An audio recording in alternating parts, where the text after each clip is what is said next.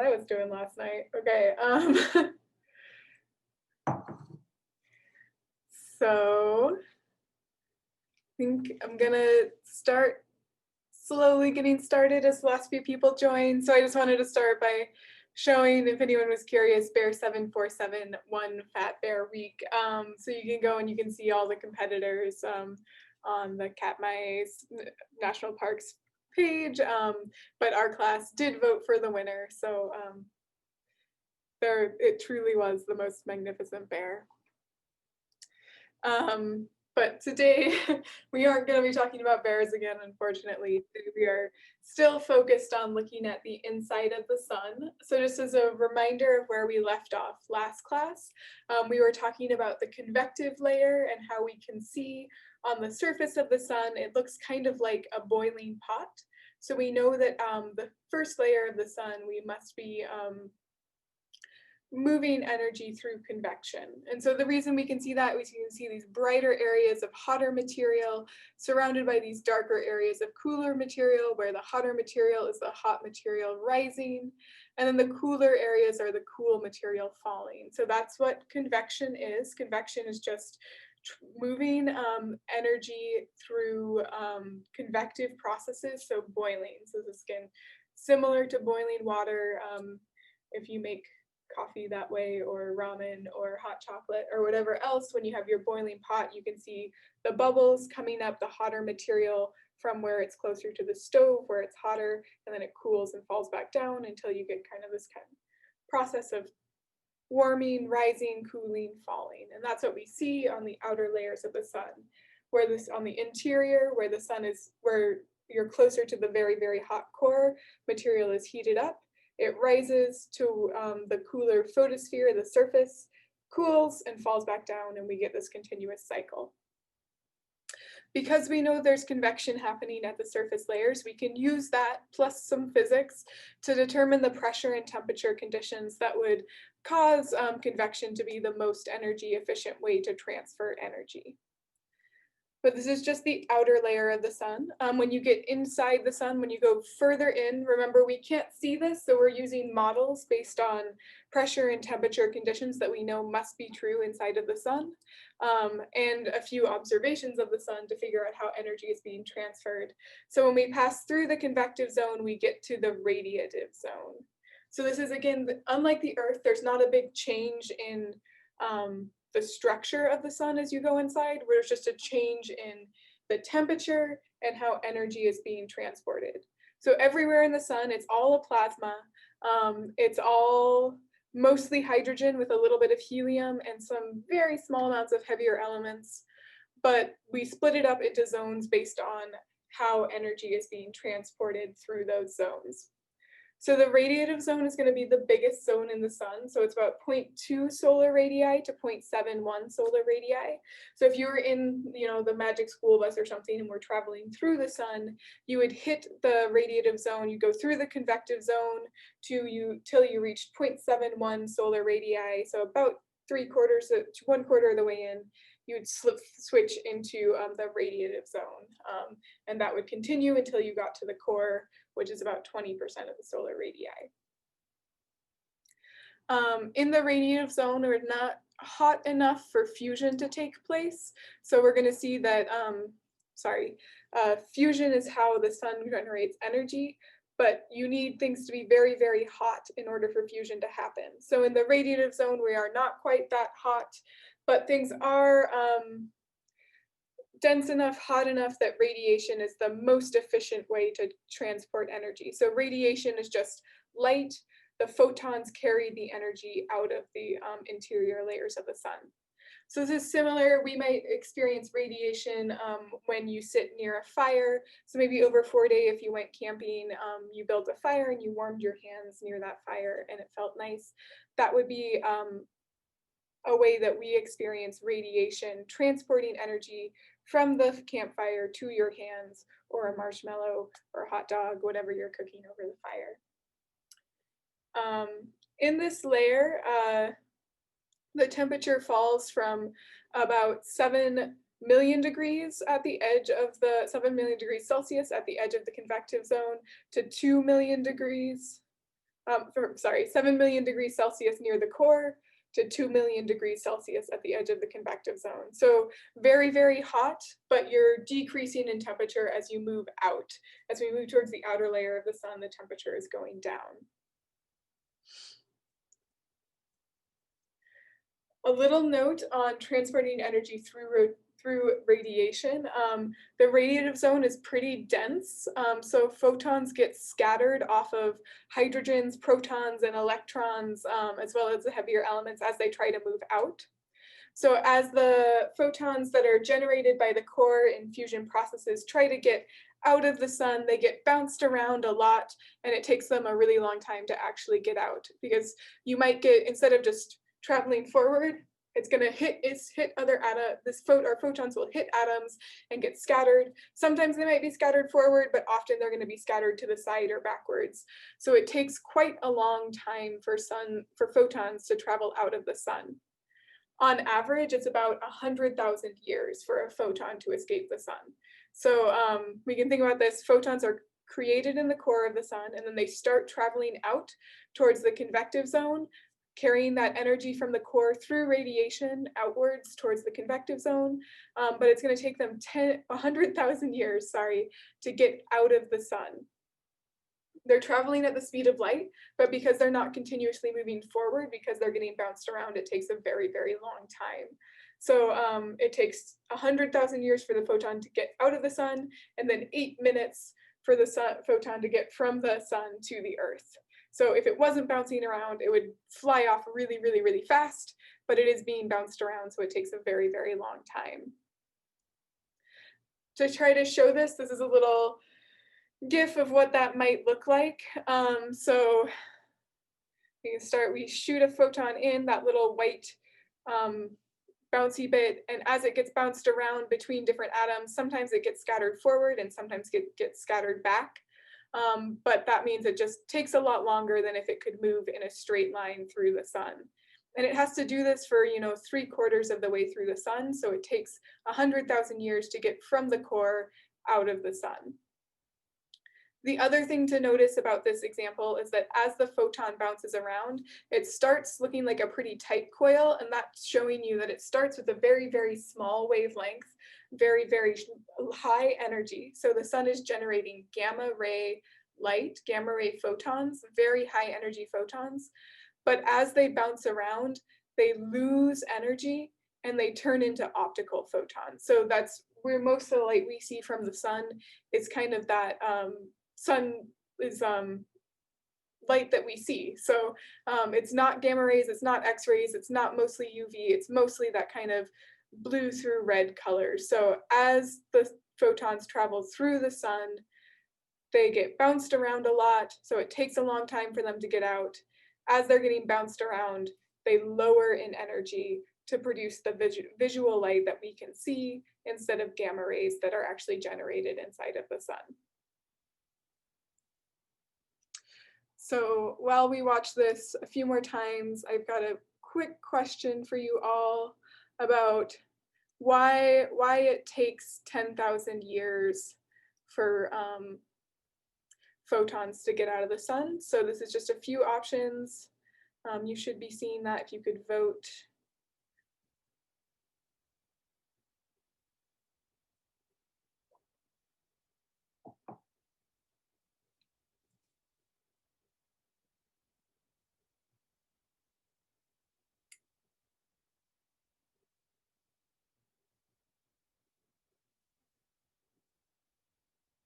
Maybe 20 more seconds.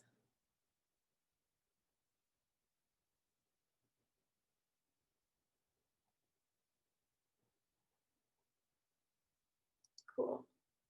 Okay, so most of us are on the same page. Yeah, it's the photons are being absorbed and re-emitted countless times as they bounce around between the atoms in the radiative zone. So it takes about 10,000 years, takes thousands of years for photons to reach the surface of the sun. Once they do though, they travel through space. There's not a lot in space, so they can just kind of stream forward, and it only takes 8 minutes to go from the surface of the sun to Earth, because there's nothing there, nothing between the sun and the Earth really to scatter or absorb those photons.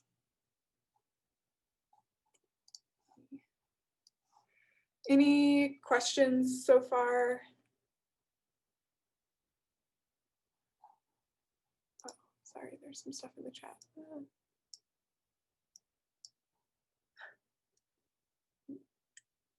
Good, okay.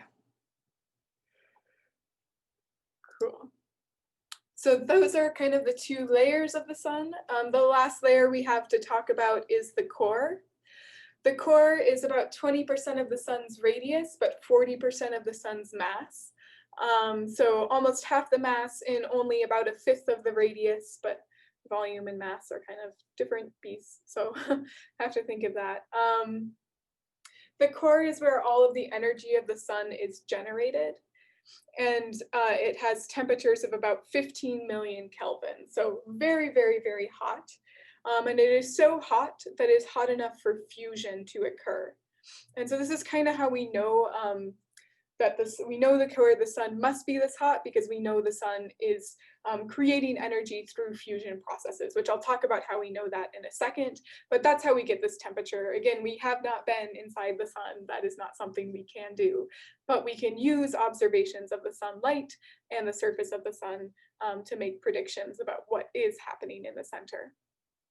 Based on what we observe, we know the sun must be burning about 2 times 10 to the 19 kilograms of hydrogen every second. So this is about 2 times 10 to the 16, or 2 with 16 zeros tons of hydrogen are being burned by the sun every second. So in order for us to be alive here on Earth, the sun is burning just tons of hydrogen, turning hydrogen into helium and creating the energy that sustains us and keeps us alive, makes the plants nice and green, and provides fuel for us to live. So now we're going to do, today our activity is going to focus on how we can actually, how the sun actually creates this energy. But before we get to that, I want to pause for a bit just to discuss a little bit of physics about what's going on, how we can figure out how the sun is producing energy. So in our day-to-day lives, we experience energy being transformed from one form to another pretty frequently. So what I mean by this is like there's kinetic energy, which is motion energy. So anything that's moving has kinetic energy or motion energy. Another form of energy we interact with a lot is electrical energy. So anytime you flip a light switch, that's electrical energy. We convert kinetic energy to electrical energy all the time. So for example, windmills take motion, so the motion of the wind turning that windmill, and it turns that motion into electrical energy that can then power your home or whatever else. Whenever you flip a light switch, that's turning that motion of the windmill into electric current, into electrical energy. So that's one way we can think of turning motion energy into electrical energy. We can also think about how every time you start your car, you're burning gas. So you are literally burning gas. There's a combustion engine in your car. And that thermal energy is causing the wheels of your car to start turning. So we turn that thermal energy into kinetic energy or motion energy every time you drive your car.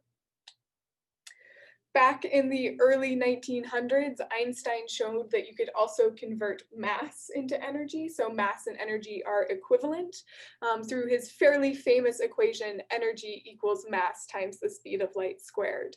So E equals mc squared. And that means if you have the right conditions, you can change any atoms, you can turn atoms into energy with the conversion factor of the speed of light squared. So if you could do this, which is a bit tricky, we're trying, but if you could convert 1 gram of matter into energy, you could power your home for about 1 million years. So there's a huge, that C squared is a big conversion factor. So 1 gram is like a couple pennies weighs a gram, I think. So very, very little mass creates a ton of energy. So if we can do this converting matter to energy, you just need a little bit of mass to get a ton of energy out. And that's going to be important because that's what's happening inside of the sun. So those processes of turning matter into energy are going to be what we commonly think of as nuclear fusion and fission. So fusion and fission are merging or breaking apart atoms. And in those processes, some mass is lost and is turned into energy. So a fusion process would be where we take two smaller atoms and make one larger atom, but the mass of the larger atom is going to be less than the sum of the two smaller atoms. So we have down here two smaller atoms merging together to form one larger atom, but this larger atom will have a mass that is just slightly less than the sum of these two atoms here. And that difference in mass is going to be radiated away in the form of energy. So fusion, nuclear fusion creates energy by smashing small things together to make bigger things with some amount of their mass lost in the form of energy. Fission is the opposite. You take one big thing and you break it apart into two smaller things.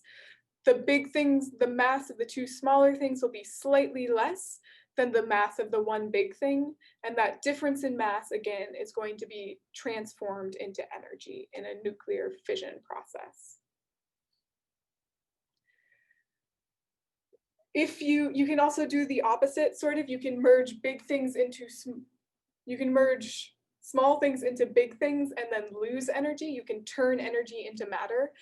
So that's another thing that happens, but for that to happen, you need a ton of energy to be transformed into mass. So this only happens in very energetic events like supernovas, stars exploding. So when stars explode, they can create heavier elements from smaller elements, but that's really the only place we have ever seen that happening. There are a few examples of fusion and fission that we have seen on Earth, mostly in the form of nuclear energy. Pretty much all nuclear reactors are going to be fission reactors, so we're not doing fusion on Earth. There was actually a really cool article on the New York Times that I skimmed about how we're getting closer to doing cold fusion, so replicating what's happening inside of the sun here on Earth, which would provide incredible amounts of energy that would be, for the most part, clean.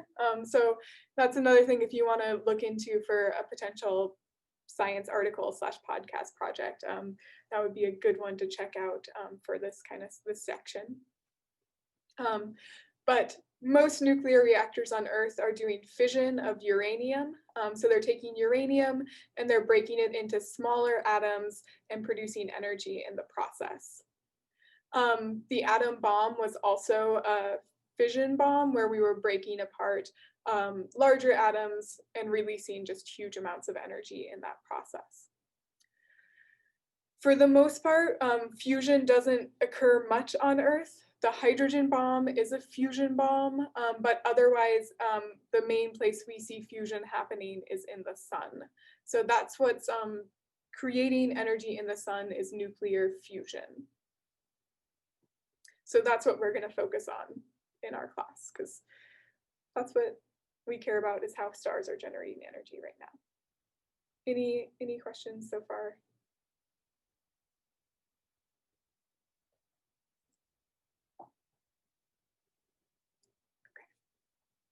Okay.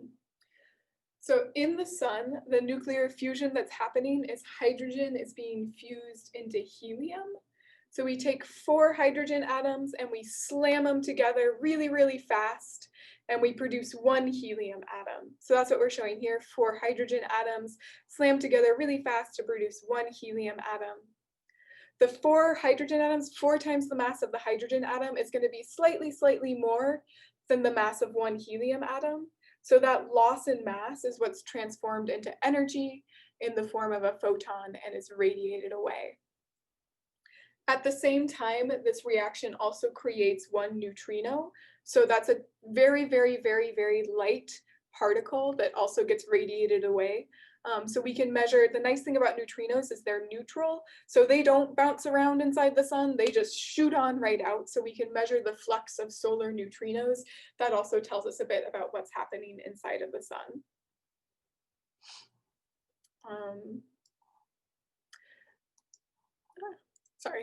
The reason why we need fusion only happens inside of the sun and not anywhere on Earth is because it's very, very difficult to push 4 hydrogen atoms together. These are all protons essentially, so they're positively charged. So this would be like taking really, really, really strong magnets and trying to push them together and trying to push 4 of them together all at the same time and push them so close together that they merged into one bigger magnet. That's really hard to do, so you need things to be moving really, really, really fast. The way you get things moving really, really fast is you increase the temperature a lot.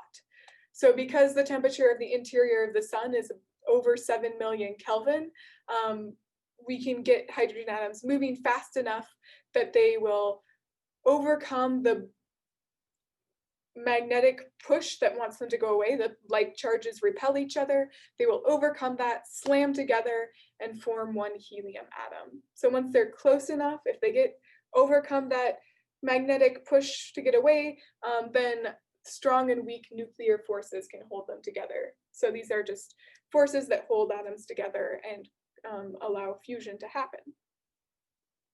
In this process, about 7% of the mass of the 4 hydrogen atoms is lost, and is instead converted into energy, which is what we see here on Earth. And that brings us to our activity for today. So this is going to be the most math-heavy activity we do. I'm sorry, but this is, you got to get that quantitative analysis part of this distribution credit. So today what we're going to do is in your assignments, it's the day 11 assignment that has a longer title.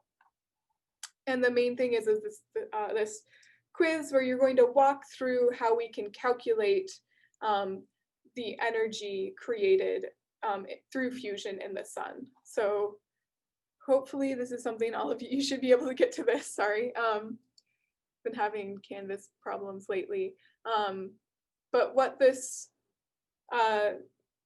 worksheet kind of walks you through is figuring out how much energy, how much mass is lost in every hydrogen fusion process, and then finding out how much energy that's equivalent to, and then using that to figure out how many hydrogen atoms are being burned in the sun every second and how long the sun could live with that knowledge in mind. So with this activity, you're going to figure out the lifetime of the sun, which is kind of cool, I hope. But it is going to be kind of math heavy. So I wanted to start also off by showing you one of my favorite tools, which is Wolfram Alpha. I know I've shown a few of you this in lab, I think. But Wolfram Alpha is just an online calculator, but it's a pretty powerful calculator. So one of the things that you can do in Wolfram Alpha is it knows how to convert units pretty nicely. So for one of these problems, I ask you to find the energy created from a specific mass. So you plug in your mass, which I got 2.2 times 10 to the negative 28 kilograms. So I plug that in and I say multiply using an asterisk, multiply times the speed of light squared, so c squared. And when I hit enter, it says that we're using c for the speed of light. We're thinking that kilograms means kilograms. And so it gives me an energy in joules, which is exactly what I ask you for. So you can plug, if you have a calculator and you'd rather just plug everything in yourself, you can do that. But I just wanted to point out that Wolfram Alpha is another option, and it does make things pretty easy, in my opinion. So that is our task for today. I'm going to open some breakout rooms as I do for you to work together. As I do, does anyone have any questions about this?